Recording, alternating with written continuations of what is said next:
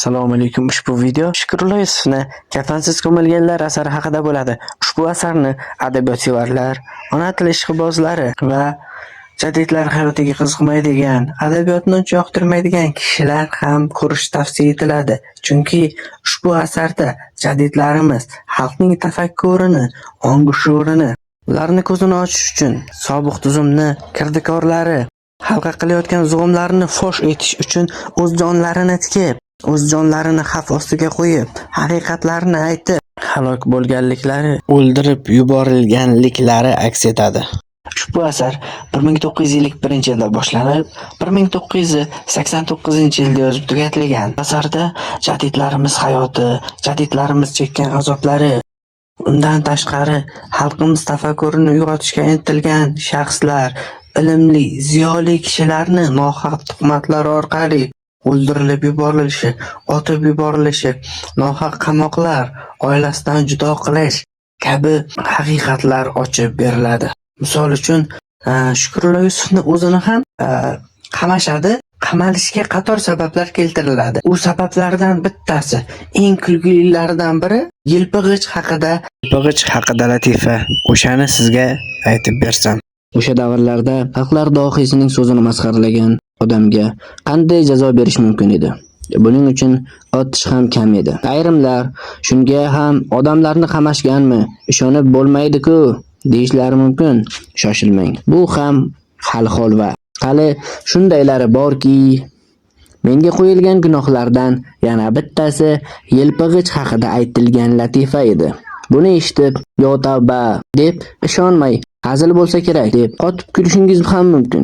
Echkiga jon qayg'u, qassobga moy degandek buni eshitganlar ichagi uzilguncha kuladi-yu, ammo buni aytgan men uchun motam, fojia. Bu shunday bo'lgan edi. Kunlardan bir kuni yo'lim tushib, menga tanish kolxoz raislaridan birinikiga kirib o'tmoqchi bo'ldim. Odat bo'yicha biror joyga borganda quruq borib bo'lmaydi. Nima oldim? Meva-chiva olay desam, qishloq joy. Uning ustiga kolxoz raisi. Hamma narsa o'zida bor. O'ylab, rais anchagina semiz odam bo'lgani uchun issiq kunda yelpinib o'tirar degan xayol bilan do'konga kirib, ikkita yelpig'ich oldim. Garchi bu arzimagan sovg'a bo'lsa ham, rais og'aynim xursand bo'ldi. Ammo uni ochib yelpimoqchi bo'lgan ekan. Ikkalasi ham sochilib ketibdi. Uy ichi bola-chaqalarning oldida biroz kulgi bo'libdi. Go'yo buni ma'lumot qilish uchun ataylab qilgandek, rais mendan ranjib gapirib qoldi. Ammo men buni ataylab yoki hazil uchun qilmagan edim. Shuning uchun ertasiga yelpig'ich sotgan do'kondorga uchrashib voqeani aytdim. Gapimni eshitgan do'kondor: "Aka, yelpig'ich sochilib ketgan bo'lsa, bizda ayb yo'q. Yelpig'ichni tuta bilish kerak. Qanday qildingiz? Ko'rsatingchi" deb so'rab qoldi. Men yelpig'ichni ochib, o'zim qanday yelpiganimni aytdim. U esa: "Mulla aka, yelpig'ichni tutishni bilmabsiz. Yelpig'ichni bunday tutmaydi. Sizga o'xshab yelpig'ichni ochib yelpisa, albatta sochilib ketadi. Bu ahvolda sizga bir kunda 10 ta yelpig'ich ham kamlik qiladi. Yelpig'ich sochilib ketmasin desangiz, yelpig'ichni ochib, mana bunday qilib qo'lingizni tutib, uni qimirlatmasdan, kallangizni ikki yoqqa qimirlatsangiz, yelpig'ich sochilib ketmasdi. Ha akajon, yelpig'ichni tuta bilish kerak", dedi u jiddiy. Shuningdek, ushbu asarda o'sha paytlarda xalqimiz boshiga tushgan qora kunlarni yorituvchi yulduzlarimiz, yozuvchilarimiz, adiblarimiz, jadidlarimizni xalqimiz manfaati uchun, xalqimizni ong-shuurini o'stirish uchun chekkan azoblari, mashaqqatlari, hattoki ularni hukumatı nemis fashisti bilan bir ko'zda ko'rishi, ularni xalq dushmani deb, ularga eng qiyin jazolar berilishi, ularni fashist dushmanlari bilan bir ko'zda ko'rishi aks etadi.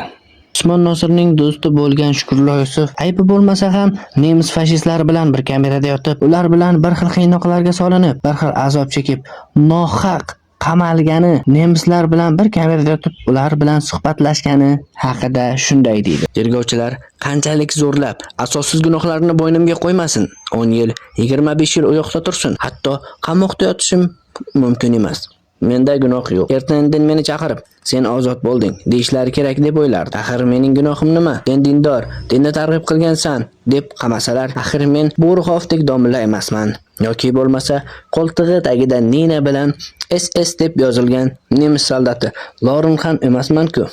Axir nemis fashistlari ustidan g'alaba qilinganda, uni quvonch ko'z yoshlari bilan qarshilab, g'alaba sha'niga hamdu sanolar to'qigan shoirlardan biri men edim.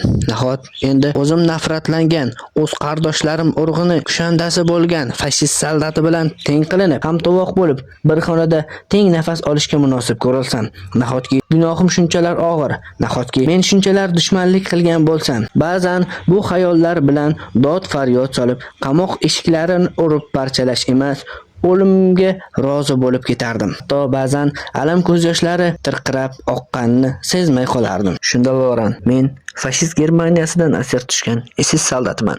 Garchi asirligimdan boshqa gunohim bo'lmasa ham, biroz zararim yetmagan bo'lsa ham, nemis soldati bo'lganim uchun gunohkor qilsa, biror narsa deya olmayman. Ammo sen chet el razvedkachisi bo'lmasang, sovet shoiri bo'lsang, unga qarshi yozilgan asaring bo'lmasa, nega dushman deb qamashadi? Bu yerda e'tibor beradigan bo'lsak, jadidlarimizni fashistlar bilan teng ko'rilgan, xalq dushmani deb bilingan, ularni doim qiynalgan. Ushbu videoni ikkinchi qismini chiqishini istasangiz, like, komment yozib qoldiring. Bizni qo'llab-quvvatlang. Hammaga rahmat. Bo'layotgan ishlarni bari nohaqlik. Biz xalqimiz uchun, haqiqat uchun shuncha harakat qildik. Qani adolat? Haqiqat uchun hali kelib senlarga qoldimi? Ha? Haqiqat uchun kurashish. Yetib turdim o'sha haqiqatligingga, yozgan she'rlaringga. Agar bilsang, senlarni mana shunaqa ahvolga, o'sha balandparvoz she'r yozuvchi shoirlaring, o'shalar soldi. Xo'sh, nima uchun? Bilasanmi? Bilmayman. Bilasan, juda yaxshi bilasan. Sen tuzumga, sotsializmga qarshi targ'ibotlar olib borgansan. Sen Abdulhamid millatsan, xoinsan. Marras.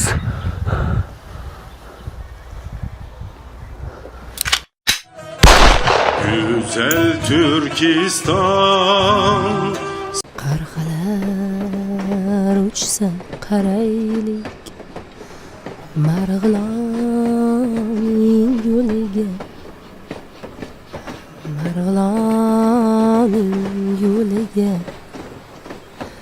Hidi kelsa mast bo'laylik, hidi kelsa mast bo'laylik, Handalakning bo'yiga.